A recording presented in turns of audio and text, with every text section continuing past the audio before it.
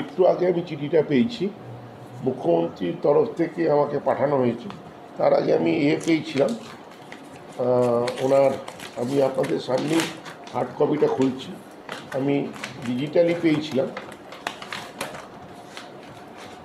তো মুখ্যমন্ত্রীকে আমি কৃতজ্ঞতা জানাবো যে মনমান ক্লাবকে উনি যেভাবে উৎসাহিত করলেন ওনার চিঠির মাধ্যমে।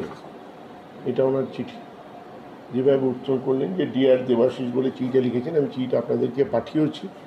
তো তার জন্য ওনাকে আন্তরিক ধন্যবাদ, কৃতজ্ঞতা।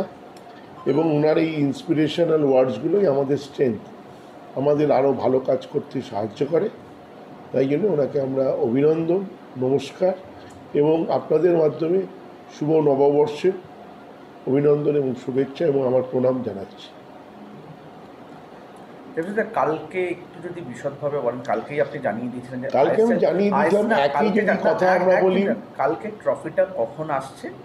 কালকে আপনারা প্রেস রিলিজ এক্ষুনি যাচ্ছে, যে প্রেস রিলিজে পুরো সময়সূচি দেওয়া থাকবে।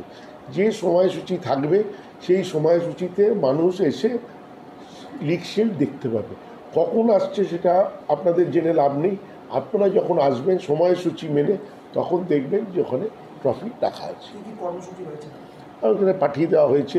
প্রথমে আমাদের 9টার সময় বার পুজো আছে, তারপরে ফ্ল্যাগ উত্তোলন আছে এই জয়লাভের জন্য, তারপর আমাদের অনুষ্ঠান হচ্ছে করুণাশঙ্কর ভট্টাচার্যের নিজের লেখা একটি বই উন্মোচিত হবে, ওনার পরিবারের সদস্যরাও থাকবেন।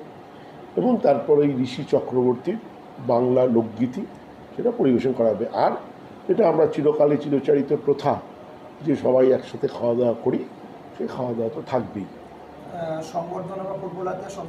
না, ফুটবলাররা কেউ নেই এখন, কলকাতায় সবাই চলে গেছে। আর সম্বর্ধনা যখন ওরা আসবে তখন পরে চিন্তা করা যাবে। কিন্তু এখন তো প্লেয়াররা সেদিন রাত্রিরই অনেকে বাড়ি চলে গেছে, আর কালকে বাকিরা চলে গেছে। হ্যাঁ বলুন, সময় মতো জানাবো, বলুন। গতকাল আমরা দেখেছি যে মোহামেডান ক্লাবের তরফ থেকে কিন্তু ফুল মিষ্টি দিয়ে যাওয়া হয়েছিল। ইস্টবেঙ্গল তরফ থেকে কি এসেছে বা এখন এখন আমরা দেখিনি, আমরা ওই জন্যই ওয়েট করছি। না, এই মোহামেডানের তরফ থেকে এসছে এখন অবধি। আজকে বিএসএস এসেছিল, বিএসএস এক্সিকিউটিভ কমিটি তারা এসেছিল, তাদের তরফ থেকে ফুল এবং মিষ্টি দেয়। তো এরাই এসছে, আর কারোর থেকে আমরা কিছু পাই। আর মুখ্যমন্ত্রী তো আপনারা দেখালাম।